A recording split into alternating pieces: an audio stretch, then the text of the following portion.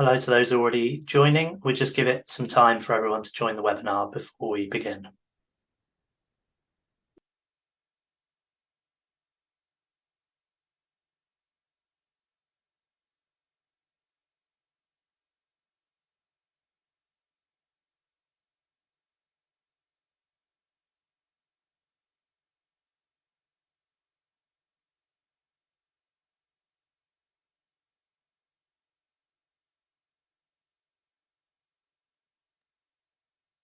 So hello everyone, and we're delighted to welcome you to the opening event for our 2023 PDB Art Exhibition. So my name is David Armstrong, and along with my colleague Deepti Gupta, we'll be guiding you through the event today. First thing I'd like to do is point you towards the slide in front of you. The session will be being recorded and we'll make this available to share afterwards. There's also information here about Q&A, how to access the Q&A for our session later, and also be aware that we'll have a feedback survey that comes up at the end of the event as well. So first, I'd like to go through the event outline. So to begin with, I'm going to say a few things about the project and introduce you all. We're then going to have a guided tour that Deepti has put together, and that will take you through the virtual PDB Art Exhibition, give you a chance to see some of the artworks and how they came about.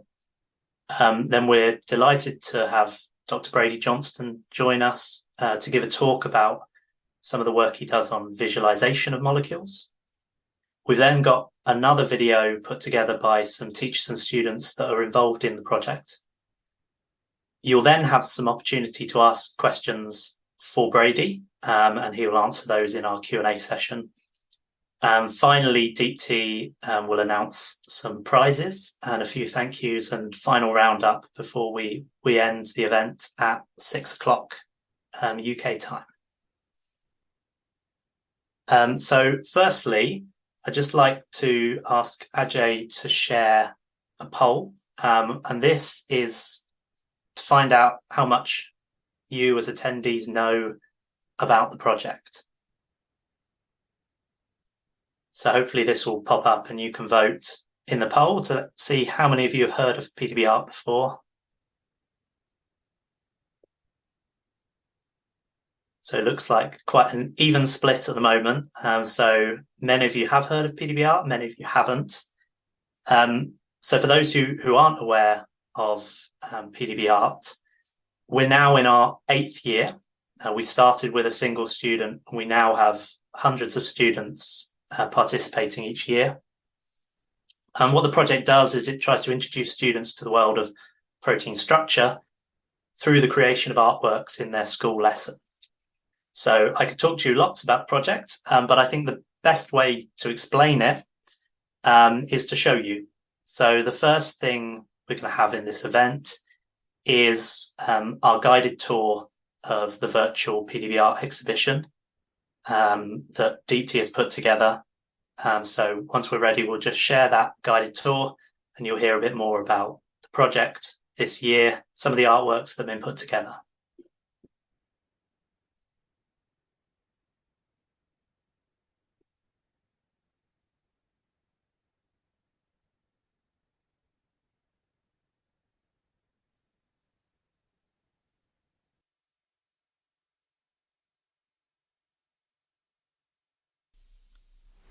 Welcome to the PDB Art Exhibition 2023, the guided tour. The PDB Art project is an outreach initiative involving schools across the world and the Protein Data Bank in Europe. We work together to inspire school students from 11 to 17 years old to learn about the 3D molecular structures in the PDB and use these to inspire the creation of artworks as part of their art curriculum. Students learn to explore and research their protein of interest, to create artworks accompanied by scientific descriptions which are showcased in this exhibition. The tour will introduce you to some of the artworks created by these young artists in the 2023 PDB Art project.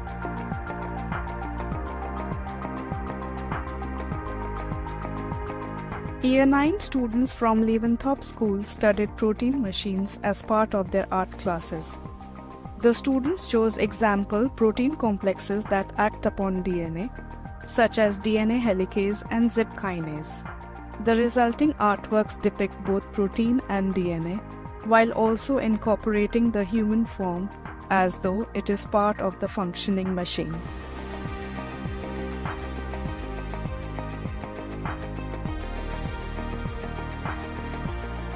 This artwork was created by Lexi Smith, a student in Year 8 at the Thomas Gainsborough School, and is inspired by the brain tumor protein from fruit flies. The name of the protein comes from the observation that fruit flies with mutation in this gene undergo uncontrolled cell proliferation, resembling tumors. The painting brings together images of the fruit fly along with depiction of various features of the protein structure.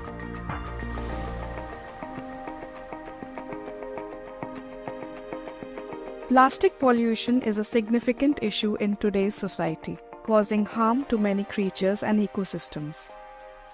Marat Alizan, a Year 8 student from NIS school in Taraz, Kazakhstan, wanted to draw attention to this issue by focusing on one potential solution. Petases are enzymes that are able to break down the polymers in plastic, using the products as an energy source. Marat hopes we can use solutions like petases to protect our planet from plastic waste in the future.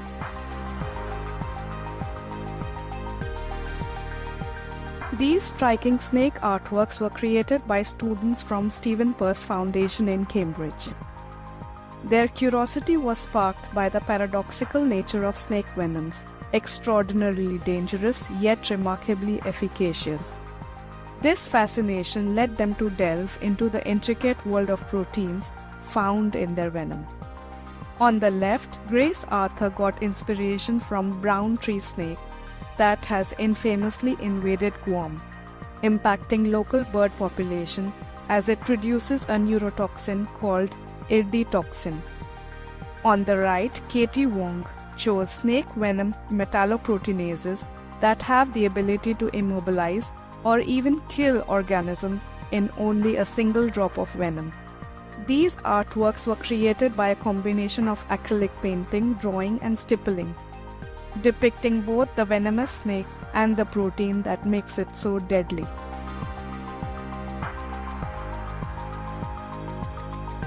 The bark of white willow has pain-relieving and anti-inflammatory effects due to the presence of the compound called salicin, a chemical similar to aspirin. Annabel Sandercock from the Lee School in Cambridge was inspired by this medicinal herb to create this artwork, using a combination of etching and sewing. The artwork is designed to imitate the willow tree, with calico pieces etched with protein structure hanging from a hoop of twisted willow branches. This artwork by Freddie Lund from Thomas Gainsborough School is inspired by the calmodulin protein from chickens. Calmodulin is a calcium-binding protein that regulates key cellular processes and is essential for functions like muscle contraction and gene expression.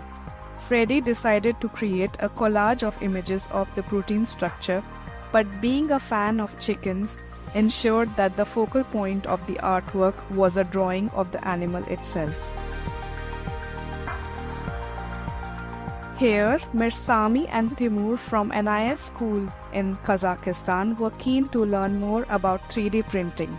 They learned how to use PDB website to get models of protein structures to print in 3D, using luciferase as their protein of choice. They incorporated a 3D printed protein structure with the human model to create their artwork, using Photoshop for further editing their model.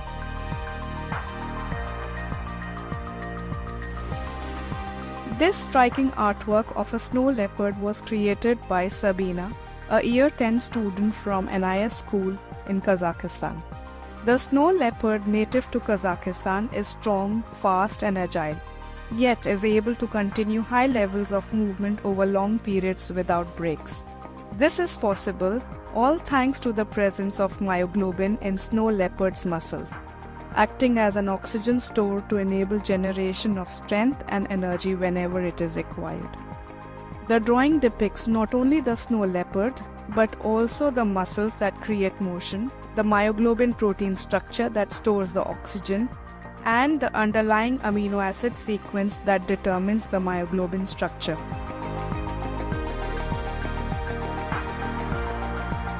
This brings me to the end of the guided tour. I hope you have enjoyed the artworks in the exhibition. Feel free to visit the other artworks in this exhibition. Thank you.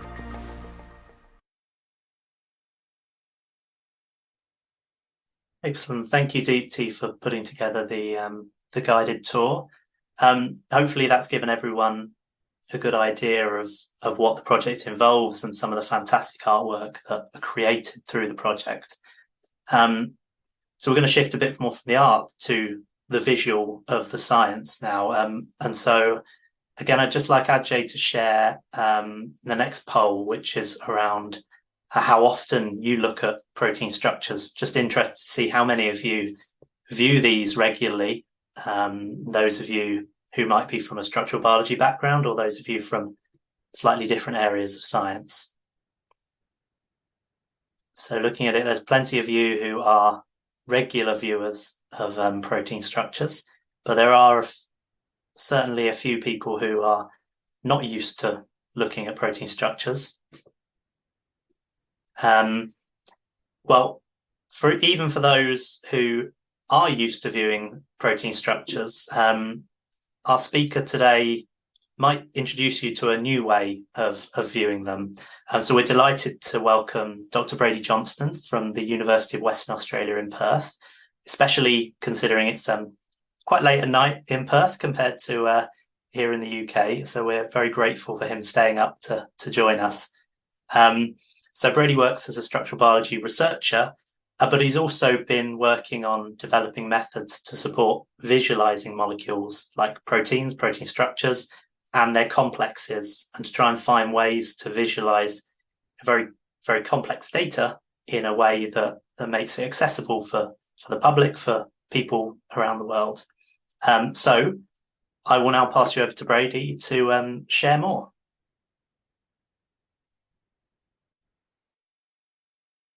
Thanks so much for the intro. Hopefully that's all sharing and going smoothly. It is a little bit late, but I'm really happy to be here. So thank you again for the invite, and I'll sort of launch right into it because I don't have a huge amount of time and we've got a lot of sort of fun details to go over. And so before I go sort of too far into it, I want to do a quick acknowledgement of country. So I'm coming to you from Australia. I live and work in Perth, which is on the lands of the Whadjuk Noongar people. They are the longest continuous civilization, and I pay respects to the elders past, present, and emerging. And so I have to go a little bit about Perth, assuming how I'm sort of talking to you from so far away. And so a few sort of minor details about Perth. We're very far away from everything, thousands of kilometers to the nearest city, which we're very proud of. Very livable, beautiful, sunny, very little COVID during the sort of the heart of the pandemic. And this is a quick sort of aerial shot of Perth, which I always love to show off. This is our university. This is our university here, right on the river. And we have this beautiful island, Rottnest Island, which is home to these lovely little animals called quokkas. And this is the daily commute for me through Perth. So I cycle along the Swan River to the university every day. It's quite often dolphins you'll see sort of swimming about. Very, very sunny city. Most days a very lovely commute. And I can't really, start a talk without going and showing off where I come from. But we're here to sort of talk more about the artistic sort of side of protein science. And so when I started my undergrad, I got very interested into photography. I did a lot of landscape photography, ended up turning into sort of a business. I did wedding photography and different event photography. I'm not particularly great with sort of paints or pencils or anything like that, but I really enjoy the technical side of figuring out a camera and, getting timing and lighting and right and getting beautiful sort of landscapes. And so I enjoyed this sort of technical photography aspect of stuff while I was doing my undergrad. And then we came to postgrad and my first conference and structural biology. And I think what attracted to me to structural biology that got a lot of people interested was the very visual aspect of working in structural biology. So it's beautiful, complex molecular data that you can represent in these wonderful 3D shapes. But a lot of the time I felt a bit constrained. And so this is one of the first posters I made. It's fine, it's far too much text. And it can be improved. And so I improved it sort of with the next poster that I made, learned a bit of graphic design, all that sort of stuff. But I still felt kind of constrained by the tools that I had. We have these beautiful molecular structures and I really wanted to show off. And I felt limited by what programs like PyMol and Chimera could deliver. And so my next poster that I created was this poster here. And it started to sort of get at what I was trying to show off and sort of do justice to some of the molecular data that was underneath, which I really wanted to sort of show off and really bring into the limelight. And this was made using a program called Blender.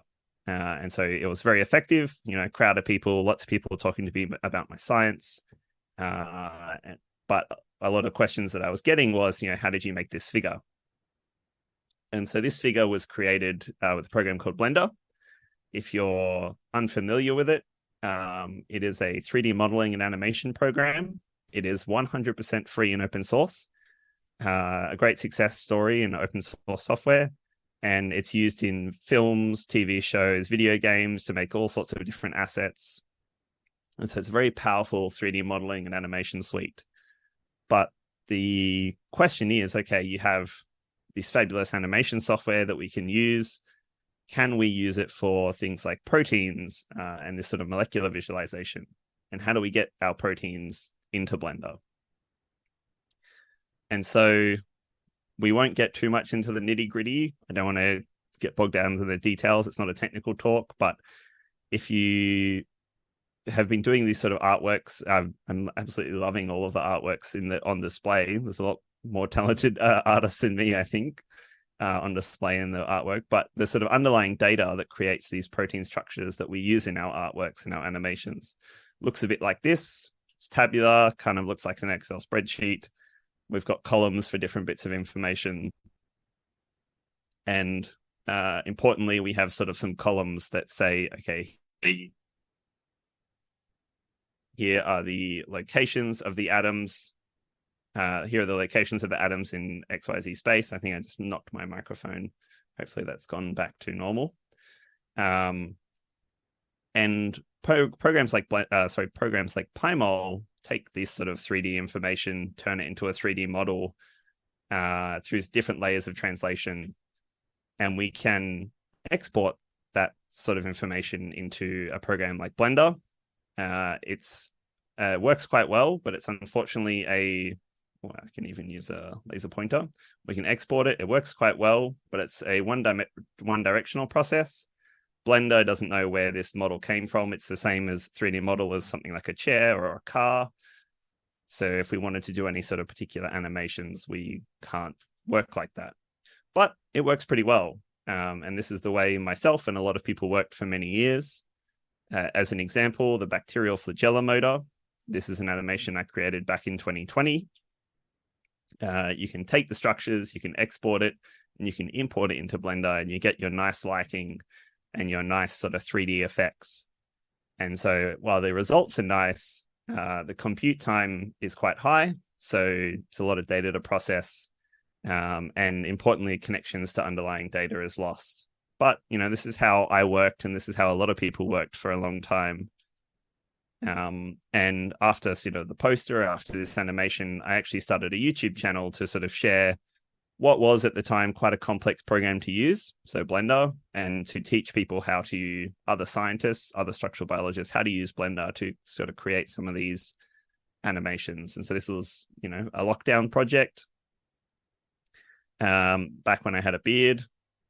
They currently has, I think, around 170,000 views in total across the different tutorials. So they've become quite popular, but they still require a lot of time investment to sort of get the hang of it and really get into it. And so can we make Blender understand molecular data better rather than these sort of 3D models that are static and don't have any connection to the data? Short answer is we can. I basically will skip over all the details of how I implemented that, but this is an example of having the same spreadsheet inside of Blender, and we've got our atoms displaying nicely inside of Blender. And so we're going to skip all the technical details. The way to do this is a Blender add-on that I created called Molecular Nodes. It's up on my GitHub for download. It's completely free and open source. And instead of going through the technical details, I'll sort of go through a bunch of examples of what people are doing with it and the different sort of cool art that you can do with it. It's a relatively young project, but there's lots of contributors from around the world, lots of stars on GitHub, and it's become quite popular in the field. And so I've also, if you're interested, especially if you're one of the high school students who have been in this art project and are thinking, oh, maybe I'd like to have a play with this, I do also have some tutorials up on YouTube on how to use the software for that as well. Oh, somehow I went to the end of my presentation. Oh no, spoilers. My apologies. There we go. What can we do if Blender understands our data? So we've got the data into Blender. What can we do if Blender is understanding it? So the really great thing about Blender is that it's built for animation. And so it's built for taking different inputs and doing different kinds of procedural modeling and animation. And so whereas in programs where you would create a cartoon or you'd create a surface representation of a protein inside something like Blender, you can create those things, but you can create them procedurally based on the relations to other things. So different objects. In this example, I'm moving around this object here and changing the different styles of the protein. You can create procedural animations. So based on some of the underlying data that's part of those sort of structural files, you can take what is sort of like a static photo of your protein structure and bring it to life with, I'll say, semi-accurate scientific data. This is a particular favorite of mine. I don't know how Zoom compression is going to go with this video, but you can take, an entire virus structures and animate each individual little amino acid and sort of breathe life into structure based on now that Blender is sort of understanding the different data formats that are going on inside. One thing that programs like Blender are particularly good at is just copying and pasting. So you have one protein structure that's animated, and you can very quickly take that and create hundreds of protein structures that are animated, thousands of protein structures that are animated. And Blender can handle it because it's built for these large scenes that you see in movies, TV shows, and video games, whereas traditional sort of molecular graphics viewers aren't built for those kinds of things. We can, again, this idea of procedural animation where we take an input and we get a more complex output based on that. And so in this case, I'm just drawing curves and then from that building protein chains. And so you can see I'm writing the word Blender here, but you can draw any old shape that you want. You can do the same thing with something like DNA, where we have a straight curve, and you can build our DNA. We can quickly create an animation of our DNA being synthesized. Or we can create animations of our DNA interacting with different things. And so an example here, again, we've got a curve that goes straight through and that our DNA moves along, flips out, unwinds, does all these sorts of things, and we set up rules, and Blender figures out all the nitty-gritty details on how to do all of these things, and we can create these nice animations relatively quickly. A really fabulous data sets inside of structural biology that you may or may not be aware of are simulations. And so what's really nice is inside of Blender, you can bring those sort of simulation files in and play them back. But then you can play around with these sort of different lighting and camera effects, like depth of field, nice shadowing, nice illumination, all these things that I was previously used to from doing photography that I was missing in traditional sort of molecular graphics programs. And it was just a matter of sort of bringing those molecular data into a program which already supports that, something like Blender, and you can get all these sort of things. These are some data sets. I won't go into detail about what they are, but you can sort of image whole cells, and you can bring in cell walls and proteins and all these different structures, and you get all these lighting and these camera effects. And so there's all these sort of different data formats that you can image and play around with and animate. This one, I won't pretend, is particularly informative in telling and communicating one particular thing about these structures, other than that they're beautiful and they're complex, and they're really sort of fabulous to look at. And so you can create these sort of fun animations that simply aren't possible inside of other programs, that are possible inside of a program that's built for animation, that you can bring protein structures into. You can then create these sort of animations procedurally. These I particularly like as well. These are light harvesting complexes. So they harvest photons that come along for algae, for energy, and they're enormous complexes. And really you want to sort of give them the treatment that they deserve. You don't just want a static sort of image. You want something that instills awe and wonder about these beautiful protein complexes. And these sort of lighting effects are only possible inside programs like Blender. And that's why I particularly like these sort of, when you're trying to communicate with people who aren't experts in the field, that, these are these big, beautiful structures. You can do more sort of artistic representations. And so on the left here, we've got hemoglobin. Blender can do all sorts of fluid simulations, and so we've got blood flowing all over it. Maybe that's a bit gross, maybe it's a bit cool. On the right, you've got DNA that's made to look like it's little cardboard cutouts on some paper. But again, this is all inside 3D graphics. This is all driven by underlying accurate atomic data.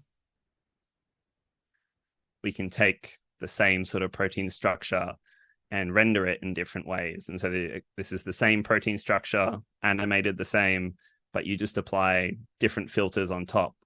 And this is the real advantage of working inside something like Blender, where you don't have to export a static 3D model, but you have that underlying data, and you can render it as claymation, a stop motion, or you can render it as it's cut out little cardboard with texture, or the traditional sort of molecular representations.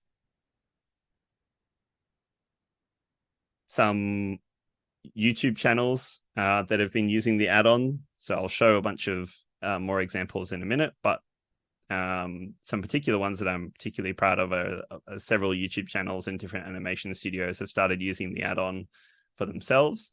Some people might be familiar with the Veritasium YouTube channel. So they're a science communication YouTube channel. They usually get, millions and millions of views per video. And one of their most recent videos use the Molecular Nodes add-on for part of their animations for one of their videos.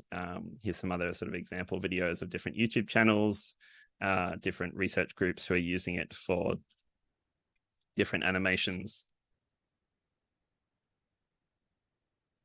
And here are some more examples from Twitter, before Twitter, I suppose, shuts down probably in the next few months or years. But on the Molecular Nodes hashtag, you can see all different scientists, illustrators, animators, people from all over the world who have been using the add-on to create all sorts of really beautiful, fantastic art. And in putting together this slide, I became quite teary. I'm really, really happy that I've been able to help out, people all over the world create all of this sort of beautiful artwork with these wonderful molecular structures. And I'm really glad that I've been able to help enable that with all these people across the world. And so I'm down to my, I believe, last minute. And so I'll do a quick little wrap up. You can, if you'd like to reach out to me, you can, well, reach out to me on Twitter, but that's probably going to shut down soon. You can find the YouTube tutorials if you're interested in maybe giving the software a try, both Blender and molecular nodes on my YouTube channel. The add-on is available for free on my GitHub. And yeah, you can import any kind of molecular data. It's nice, easy drag and drop interface. And you can sort of create these kind of visually stunning molecular graphics that is really only possible inside programs like Blender. And so thank you so much for listening. I look forward to answering some questions in a few minutes' time after our next video. Hopefully I've timed that well. Excellent. Thank you very much, Brady. And yeah, perfect timing. So we'll have plenty of time for questions. So just to let you know, yeah, if you do want to ask any questions to Brady, please use the Q&A option at the bottom of the Zoom window. We've got another video before that, but then we'll have a Q&A session with Brady, and I'll put your questions to him. And anyone else, feel free to upvote any questions that you're interested in, and we'll try and kind of prioritize some of those. While we're waiting for those questions to come in, we're really happy to have a video with some insights from students and teachers themselves. So this was put together with help from the students and teachers from Thomas Gainsborough School. They've been involved with the PDB Art project for a few years, and they've put together some videos about how they've run the project and what the students have learned from being involved in the project. So we'll now share that video now. So Deepti, if you could share that.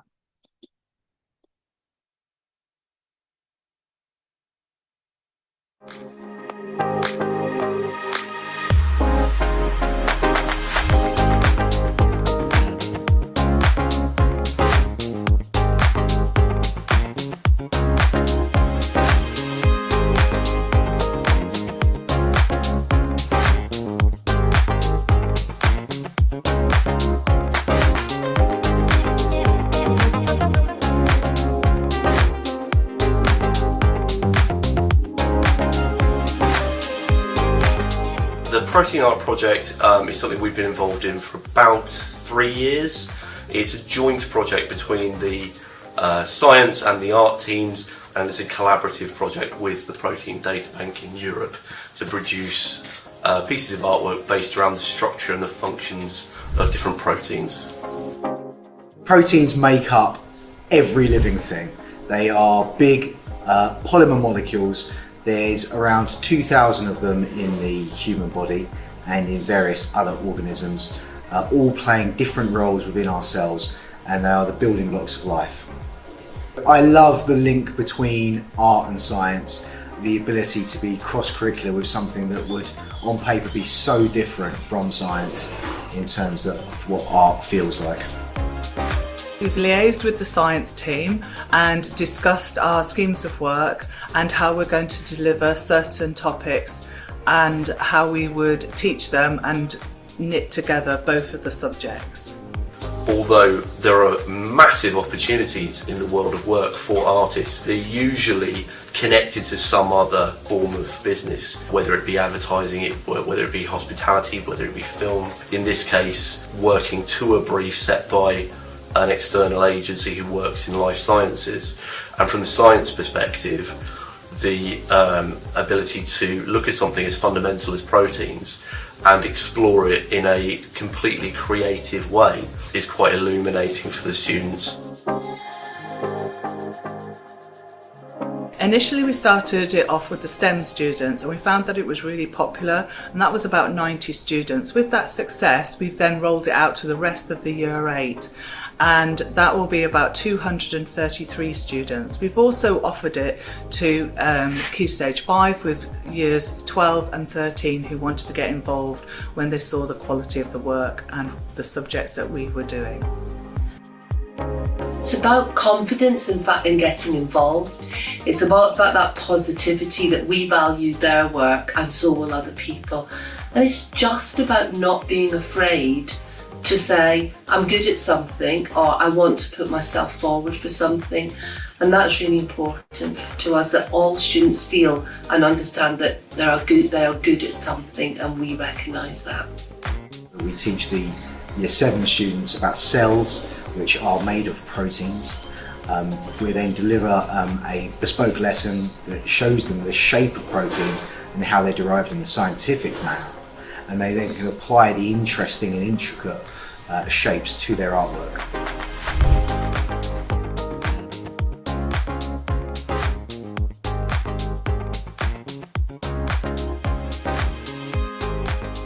You have a choice of organisms and you select a protein that you find particularly interesting, and then you have to explore the protein through various mediums. You get to learn loads of new skills. Get to learn skills and different techniques in the art world. Yeah, and it's just really fun doing different lessons about proteins and things. It was really interesting to see the connections between art and science, which I think a lot of people think it's sort of two polar opposites and they're never really explored, and the connections between them aren't ever looked at. So it was really interesting to have both sides of things and to do art based on science. I think it really develops you because in school subjects are quite separate, which is fine, but then that's not how it is in the real world, and interdisciplinary can get you to think outside the box, engage critical thinking and develop your own interests. The sheer enjoyment of the students seeing their work published or seeing their work exhibited and seeing the variety of work that they generate is immensely gratifying. I just love seeing the work that the students do. I've been blown away by the work that's been produced, and I love the fact that every year we appear to be getting into the artwork calendar, we appear to be getting into the exhibition, and our students' work is just as good as any in the country.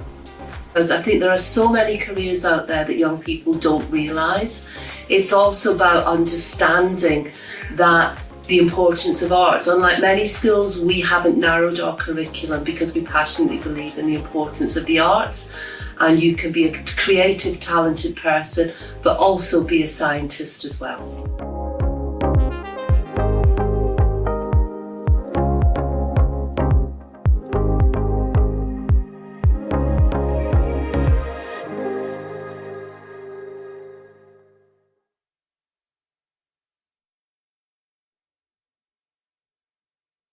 Okay, it was excellent to hear from the students and teachers at Thomas Gainsborough School about some of the amazing work they're doing as part of the project. So thank you very much for putting that together from them and our comms team, Jeff helping put together the video as well. So now we will move on to our Q&A session with Brady. Thank you for those that have already put the questions to the Q&A. If there's still time, if you want to throw some more, and we've got a bit of time to get through them, so we might find time for more as well. Okay, so the first one, Brady, is this question. Wonderful tools with Blender. Are you planning on making new tutorials with the new version of Molecular Nodes anytime soon? Yes, yeah. So that's a question I do get a lot, is are you going to update the tutorials? And so the tool itself gets updated a lot. And so it's hard to keep making tutorials and stuff for it. But that's also partly because Blender itself keeps updating quite quickly. The next version of Blender will be 4.0, which is released, I believe, start of November.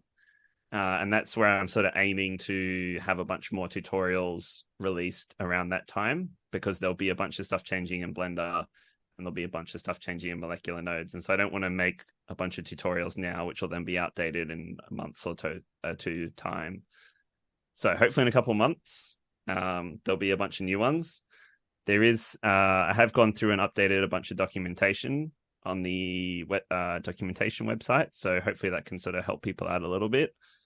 But yeah, the updated video ones won't be until probably November or so. Great, thank you. So kind of there's a two-part question here. I think the first part you just mentioned, which is, well, firstly, they say, thank you, they use molecular nodes and they love it. They ask, is there a better way to learn to implement these new features like an instruction manual? So I guess the documentation through GitHub and the tutorials are the way to go. Yeah, so in the past 2 weeks, I updated the documentation a whole bunch. And so most of the nodes themselves will have their own little bit of documentation. I've put the call out to try and get some more examples from the community. So from people who are out there using it, and hopefully I can get some write-ups from other people. So it's not just me making all the documentation. But the biggest thing I recommend is just playing around. And so like all of the stuff I've come up with and inside of Blender and geometry nodes is just from sitting there, I've got an hour to kill. I'll just tinker and just like, what happens if I connect these things and do this and do that, and sort of figuring things out through there. So hopefully the documentation is a bit better now and can help people get started. But then just spend some time and tinker around and see what happens. Great. And the second part of the question was, what is the best way to reference molecular nodes for publications? There's no paper at the moment. So that is something that myself and my supervisor are working on. So there will be a paper. There is a Zenodo link on the GitHub page. So there is a DOI for it. And so that's probably the best way at the moment, is just using that until an actual paper's published. Okay, another question we have. Thank you for the presentation, Brady. Really interesting. Who are the users of the Blender software? Is it mainly scientists, teachers, etc.? And what do they use it for? So for Blender itself is probably majority 3D artists. So, 3D artists and increasingly 2D artists. So it's used, for VFX, for, adding in explosions or water and stuff into a movie, or creating 3D models that will end up going into a video game. Or people create 2D animated movies, because Blender also has a whole 2D animation and drawing pipeline inside of it. Like it can do basically everything, but it's probably mostly artists, and so 3D artists, 2D artists who use it. Because it's free and open source, there are a number of projects, scientific projects, who use it for all sorts of stuff, like myself, for sort of molecular visualization. There have been other projects previously doing protein visualization inside of Blender, and there's other ones for different physics stuff and for chemistry stuff and sort of biology stuff. And so there's lots of scientists who are using it for different things, but certainly the majority of users would be 3D and 2D artists. Excellent, thank you. So the next question, it wouldn't be a Q&A in 2023 without an AI-based question. How do you think AI is going to change molecular visualization? And where are the risks and opportunities that you can see? It's going to be interesting. It's like watching AI stuff develop has been interesting. One place where AI, and it seems all forms of AI fail down, are in like the nitty-gritty details.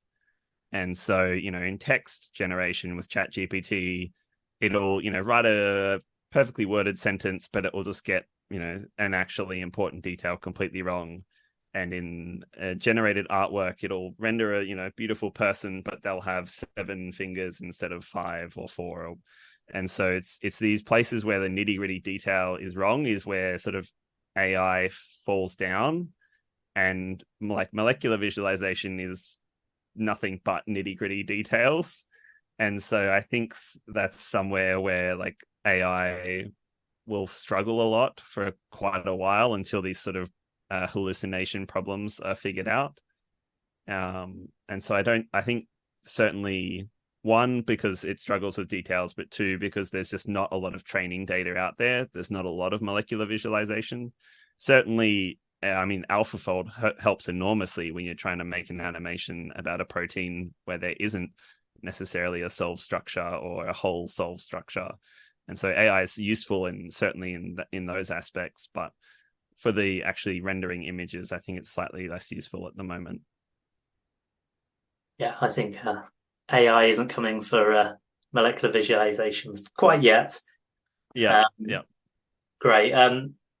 So another question here regarding training in visualization. So do you think there should be more formalized training in visualization techniques at undergraduate level to help scientists communicate and share their work throughout their careers? Yeah, big time. I would love that. Certainly, like for myself, for a third year biochem, we made, a poster where we had to get it was our first time using PyMol, and we'd make a poster and all that sort of stuff. And that's where you like really fall in love with structural biology. And that's where, so many people fall in love with structural biology is the first time doing that. And so, getting people at first and second year involved in that would be great, but also 100% training in terms of how to actually design a nice to look at poster, or how even just how information flows well so you can better communicate and create better figures, I think are vital skills that currently, at least a lot of the time, people are just left to figure out on their own during PhD, during postdoc, rather than having any kind of formalized training. And I think, it would, the field would benefit enormously from more formalized training in exactly those areas.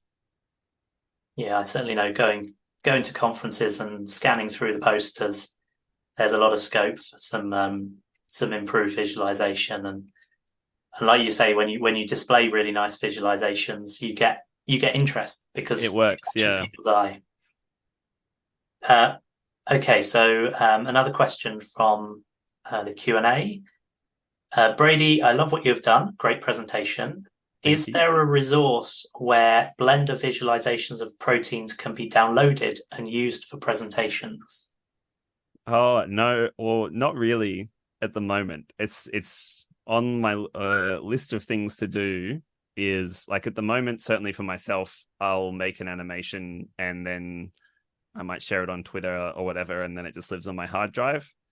I would like to have this more formalized, that it's hey, here are a bunch of animations of different proteins for people to potentially use in teaching materials or to learn from. But it's just yet another thing to try and, all right, time to build a whole new website for this thing, and time to do this and time to do that. And so it's not something that I've found the time or energy to get around to doing.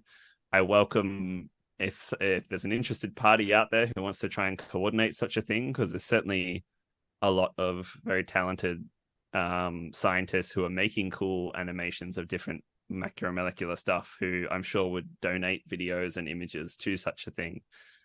Just need someone to sort of build it and organize it all. Sure.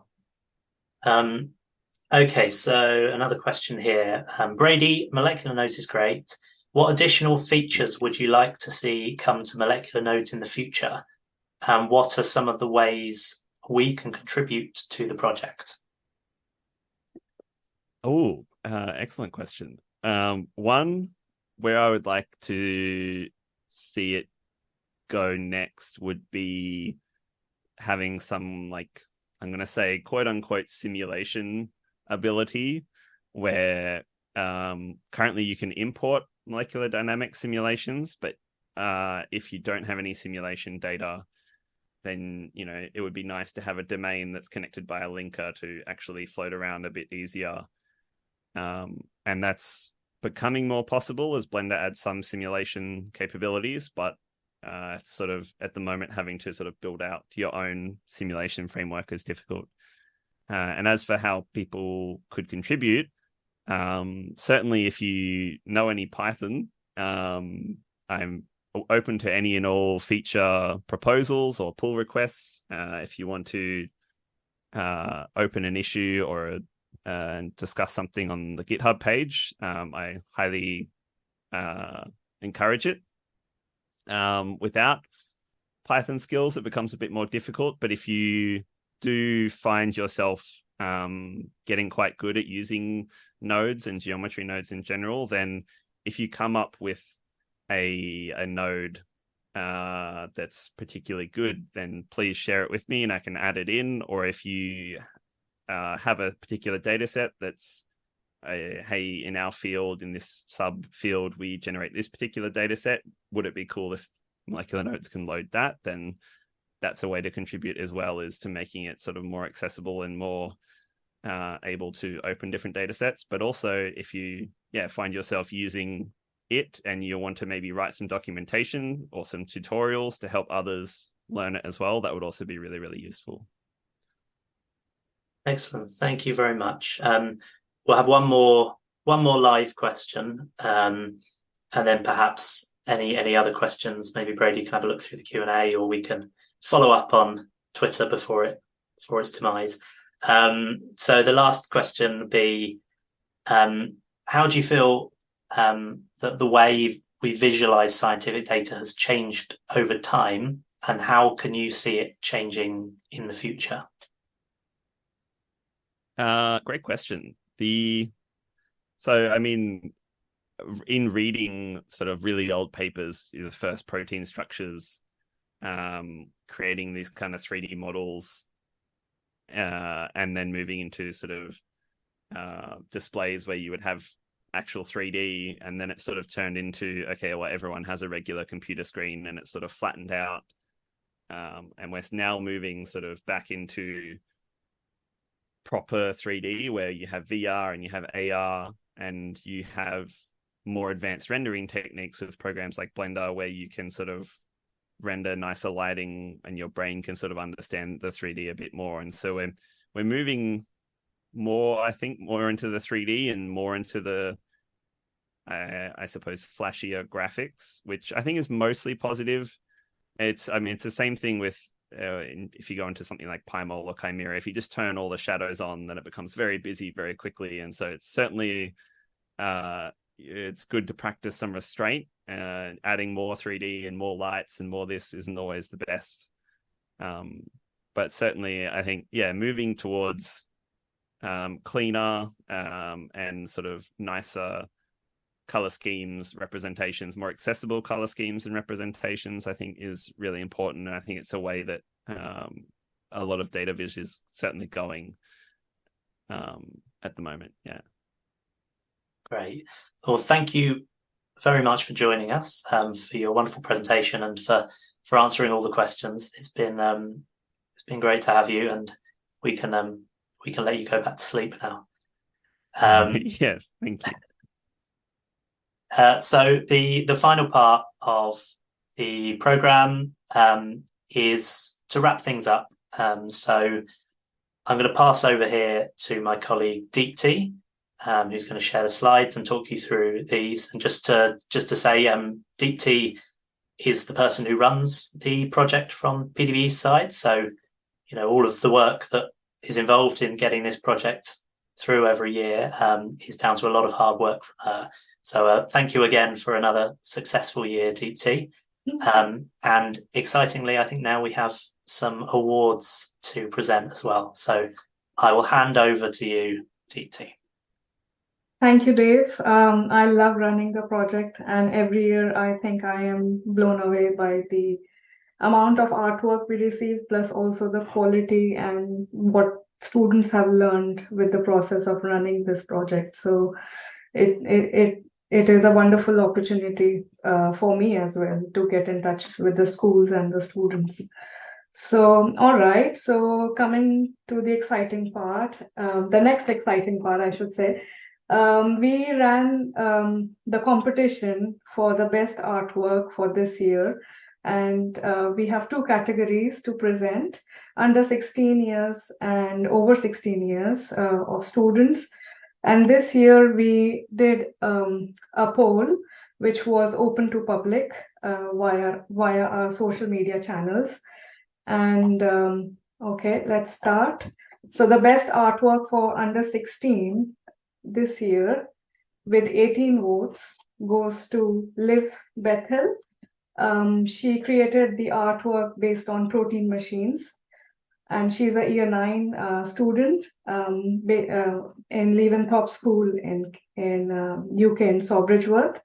So DNA helicases, as you know, are proteins that unzip the DNA molecule, and this unzipping helps in other processes like DNA transcription, translation, and repair. So congratulations to you, Liv. You will receive a certificate and also a £50 voucher after the exhibition, and we will get in touch with you. So congratulations.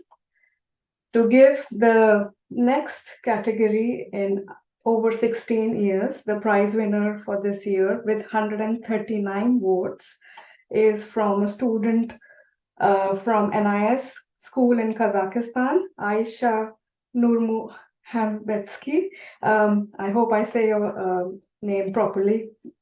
But it was great to have the artwork from snake venom metalloproteinase, which is BAP1 from pit viper, which exerts multiple tissue damaging activities and leads to hemorrhage, blistering, and edema. And here Aisha studied this protein and learned about this protein from the PDB website and also from the PDB KB pages. And yeah, she used sculpting technique to mold this artwork for the venom. And she says that it was quite complex, but also interesting to learn. Okay. So you will also receive a £50 voucher and a certificate for your wonderful artwork that you created this year. Many congratulations to you, Aisha. Further information on the project that we run every year could be found on our website with the short link of pdb.org/art. And if you want to just get an idea about the project, I would like you to visit the video that we have on the website, and it gives you a good idea of how the project is run and what, how the students find the project. As you have already seen from the video, we showcase from the Thomas Gainsborough School just now. We also have the section on the PDB Art section on the PDB website, and we have a lot of other previous years artworks and exhibitions. We also have media and resources, and I would like you to visit this year's exhibition, where we have around 200 artworks presented in the exhibition this year. So please have a look and see the wonderful descriptions and the artworks that the students have created this year. I would also like to tell you that we have the PDB calendar for next year, and it is freely available to download using this link, or you could go into the pdb.org website and then go into the PDB Art project section. And then if you hit in the media, you will be, you could see all the calendars which were produced last year and the calendar for next year. Like I mentioned, we have a lot of resources. If you want to run the project at your end, get in touch with me and I'll be very happy to help you. We have a lot of information about how to run the project, a lot of tutorials, worksheet, activities, and yeah, just get in touch with us if you want to run the project. We have a lot of social media presence as well. If you want to get in touch for the PDB Art project or for anything else, these are the links you could go to. And finally, I would like to thank all of you for joining us in the opening event. And especially I would like to thank Brady for this insightful talk. It was great to have you today. I would also like to thank our public engagement officer, Bryony, who has helped us behind the scenes in running the show. Also the comms team and the training team, who have been of enormous help and have been a good support to run the PDB Art project over the 8 years. We have got funding I would like to thank the MBLEBI Connecting Science and Wellcome Trust, who have supported the project in the previous years.